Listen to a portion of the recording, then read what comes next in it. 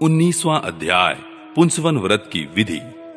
राजा परीक्षित ने पूछा, भगवान, आपने अभी अभी पुंसवन व्रत का वर्णन किया है और कहा है कि उससे भगवान विष्णु प्रसन्न हो जाते हैं, सो अब मैं उसकी विधि जानना चाहता हूं। श्री सुखदेव जी ने कहा, परीक्षित, यह पुंसवन व्रत समस्त कामनाओं को पूर्ण करने वाला है। स्त्री को चाहिए कि वह अपने पतिदेव की आज्ञा लेकर मार्गशीर्ष शुक्ल प्रतिपदा से इसका आरंभ करे। पहले मरुदगण के जन्म की कथा सुनकर ब्राह्मणों से आज्ञा ले, फिर प्रतिदिन सवेरे दातुन आदि से दांत साफ करके स्नान करे, 2 श्वेत वस्त्र धारण करे और आभूषण भी पहन ले। प्रातः काल कुछ भी खाने से पहले ही भगवान लक्ष्मी नारायण की पूजा करे। प्रभु, आप पूर्ण काम है, अतएव आपको किसी से भी कुछ लेना देना नहीं है। आप समस्त विभूतियों के स्वामी और सकल सिद्धि स्वरूप हैं। मैं आपको बार बार नमस्कार करती हूं। मेरे आराध्य देव, आप कृपा, विभूति, तेज, महिमा और वीर्य आदि समस्त गुणों से नित्य युक्त हैं। इन्हीं भगों, ऐश्वर्यों से नित्य युक्त रहने के कारण आपको भगवान कहते हैं। आप सर्वशक्तिमान हैं। माता लक्ष्मी जी, आप भगवान की अर्धांगिनी और महामाया स्वरूपिणी है। भगवान के सारे गुण आप में निवास करते हैं।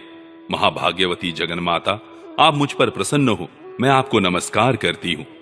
परीक्षित, इस प्रकार स्तुति करके एकाग्र चित्त से ओम नमो भगवते महापुरुषाय महानुभावाय महाविभूति पतये सह महाविभूति भिर्बली मुह पहराणी।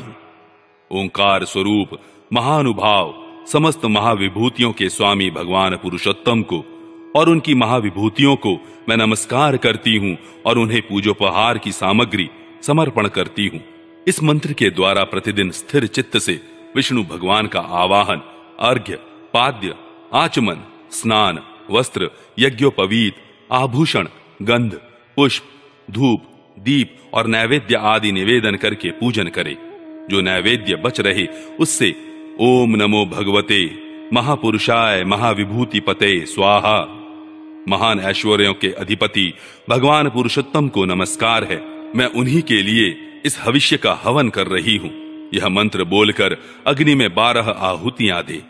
परीक्षित, जो सब प्रकार की संपत्तियों को प्राप्त करना चाहता हो, उसे चाहिए कि प्रतिदिन भक्ति भाव से भगवान लक्ष्मी नारायण की पूजा करे, क्योंकि वे ही दोनों समस्त अभिलाषाओं के पूर्ण करने वाले एवं श्रेष्ठ वरदानी हैं।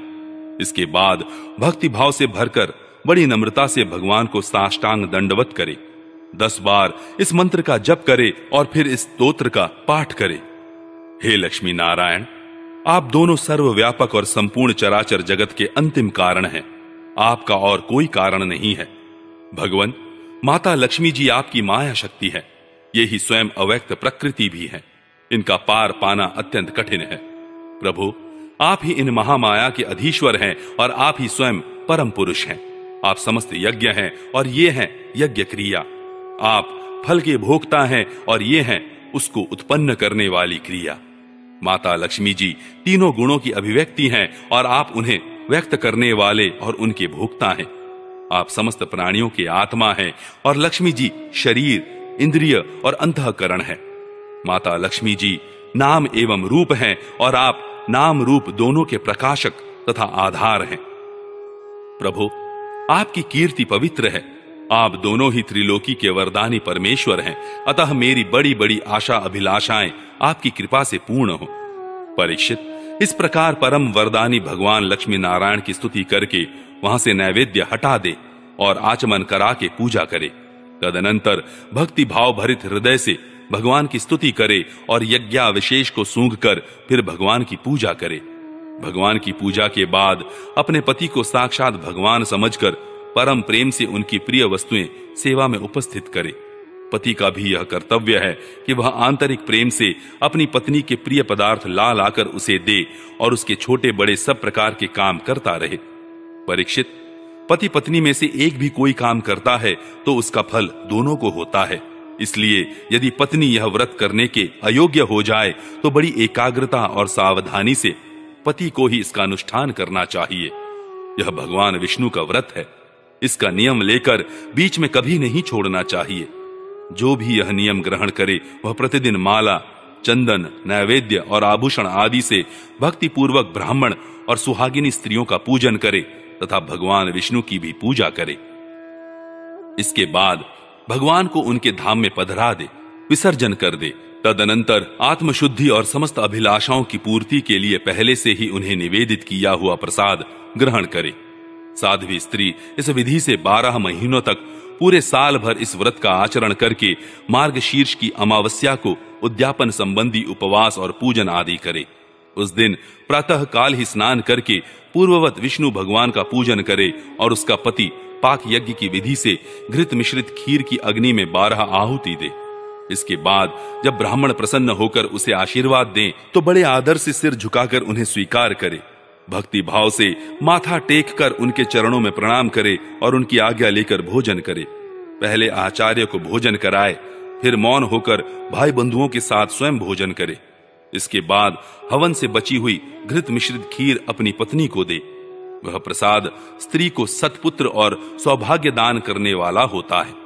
परीक्षित, भगवान के इस पुंसवन व्रत का जो मनुष्य विधि पूर्वक अनुष्ठान करता है उसे यहीं उसकी मनचाही वस्तु मिल जाती है। स्त्री इस व्रत का पालन करके सौभाग्य, संपत्ति, संतान, यश और गृह प्राप्त करती है तथा उसका पति चिरायु हो जाता है।